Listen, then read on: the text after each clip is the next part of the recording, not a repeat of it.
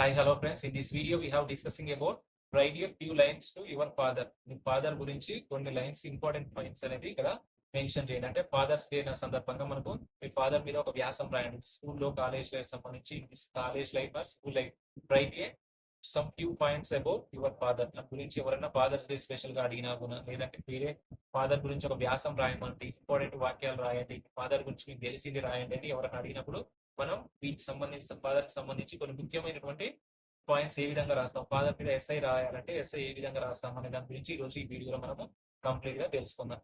Let's start our video. Please subscribe, like and share. First point father గురించి మనం రాసినప్పుడు first line వచ్చేసి first father name. First line వచ్చేసి మనం ఏం రాసుకోవాలి? First father name.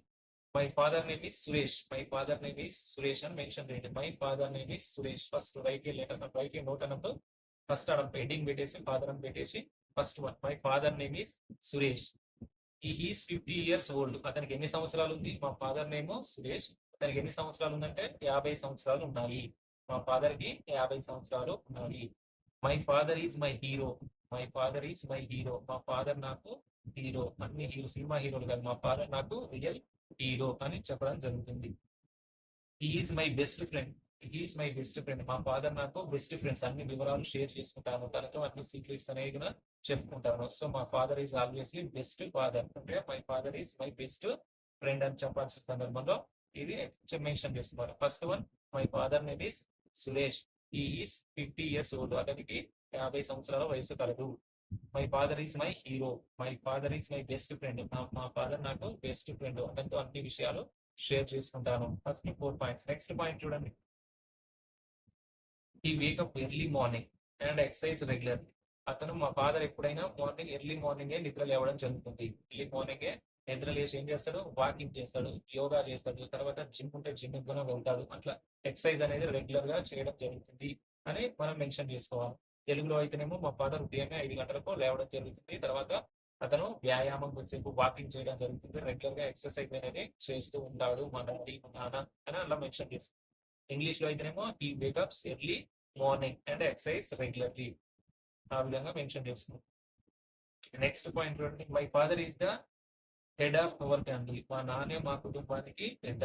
మా నాన్నే మన కుటుంబానికి పెద్ద. మా ఇంట్లో అమ్మ, నాన్న, తమ్ముళ్ళు, చెల్లెళ్ళు ఇట్లా ఎవరు ఉంటారు? ఇంకా తాతయ్య, నాన్నమ్మ ఇట్లా అందరూ ఉంటారు కదా. ఇట్లందరూ ఉన్నా కూడా మా టోటల్ ఎంటైర్ ఫ్యామిలీకి మా నాన్నే మాకు కుటుంబానికి పెద్ద అని చెప్పాల్సినప్పుడు ఇంగ్లీష్ ఏం రాయాలంటే my father is the head of our family అట్లా.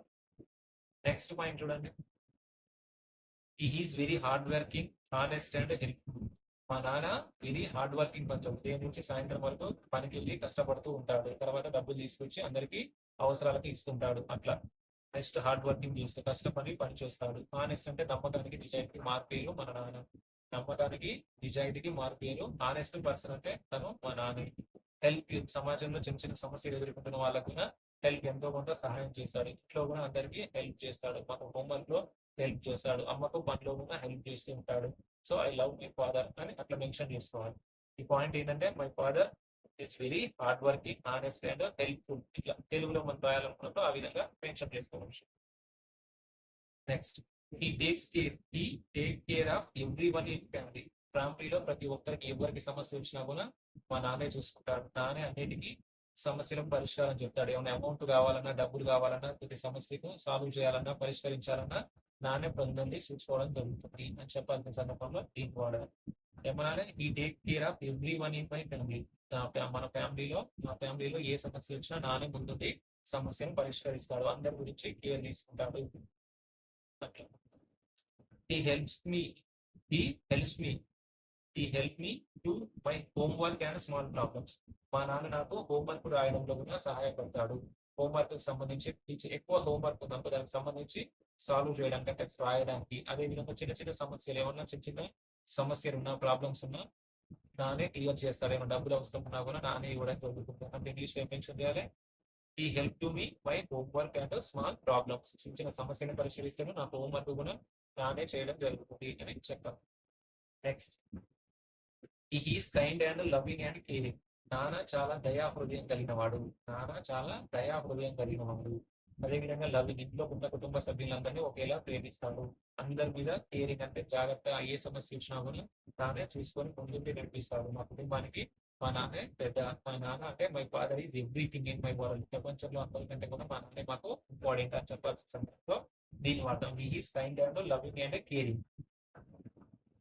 Next, I tell my I tell all my secrets to my father. నేను నా యొక్క రహస్యాలు, నాకు సంబంధించి ఏ ఉన్నా కూడా, నేను ఇన్ఫర్మేషన్ ఉన్నా కూడా నేను మా నాన్నతోటి చర్చించి నా యొక్క సీక్రెట్స్ కూడా మా నాన్నతోటే చెప్తాను. ఎందుకంటే తను నా బెస్ట్ ఫ్రెండ్. నానే కాదు, నాకు తను best friend. So tell I tell my all secrets to my father. నేను నాన్నకి అన్ని సీక్రెట్స్ చెప్పడం జరుగుతుంది. నెక్స్ట్, ఈ ఆల్వేస్ బీ హ్యాపీ. ఈ ఆల్వేస్, నాన్న ఇప్పుడు హ్యాపీగా ఉంటాడు, ప్లస్ కుటుంబంలో అందరినీ ఆనందంగా ఉంచి అందరినీ ఎంజాయ్ చేయిస్తాడు. అంటే అందరినీ ఏ అవసరం ఉన్నా కూడా వాళ్ళకి అవసరాలు తీరుస్తాడు, ప్లస్ ఎంజాయ్, తను హ్యాపీగా ఉంటాడు, కుటుంబంలో అందరినీ హ్యాపీగా ఉంచడం జరుగుతుంది. ఈ హెల్ప్ యూ మామ్. నాన్న అమ్మకు సహాయం చేస్తుంటాడు. నాన్న అమ్మకు ఇద్దరు పరస్పరం ఒకరికొకరు సహకారం చేస్తుంటారు. అమ్మతో హెల్త్ బాగాలేనప్పుడు నానే వంట చేసుకుంటాడు, నానే ఇంట్లో పనులన్నీ చేస్తుంటారు. So I love my daddy అని చెప్పాల్సిన సందర్భంలో ఈ చెప్పాలి. ఈ helps to my mom.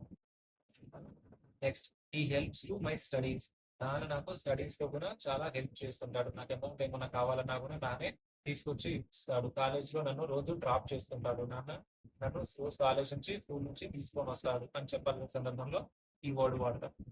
So I love my father. నేను మా నాన్నని ప్రేమిస్తున్నాను. ఇంత చేసినటువంటి నానే మన ప్రపంచంలో మొదటి ఇంపార్టెన్స్ ఎవరంటే నాన్న చెప్తాను. My father is the best father in my world. Okay, my father is the best father in the world. ఈ ప్రపంచంలో అందరికంటే ముఖ్యమైన వాళ్ళు ఎవరైనా ఉన్నారంటే అయినా మా నాన్నే. మా నాన్నే సర్వస్వం, మా నాన్నే అన్ని అని చెప్పాల్సిన సందర్భంలో ఇది వర్డ్ అనేది వాడడం జరుగుతుంది.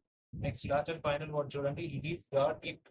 ఈ God best gift to me. నాకు దేవుడు ఇచ్చినటువంటి మంచి గిఫ్ట్ ఏంటంటే నాన్న.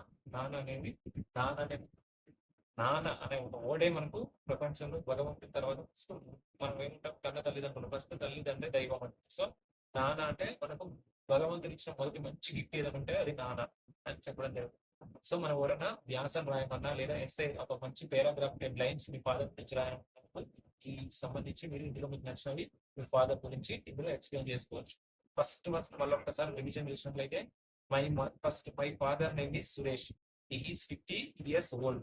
My father is my hero. He is my best friend. He is my best friend.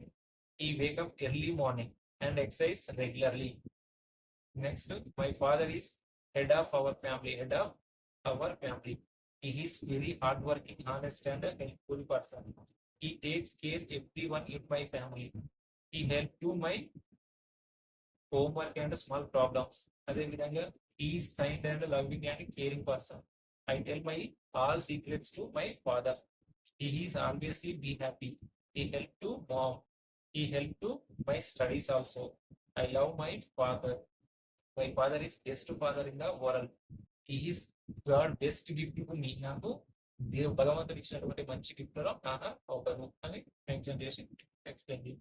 This is the important way of the explain the sum few words of father. Okay, ఇలాంటి information videos కోసం please subscribe my channel. Thank you for watching. Like and share. Thank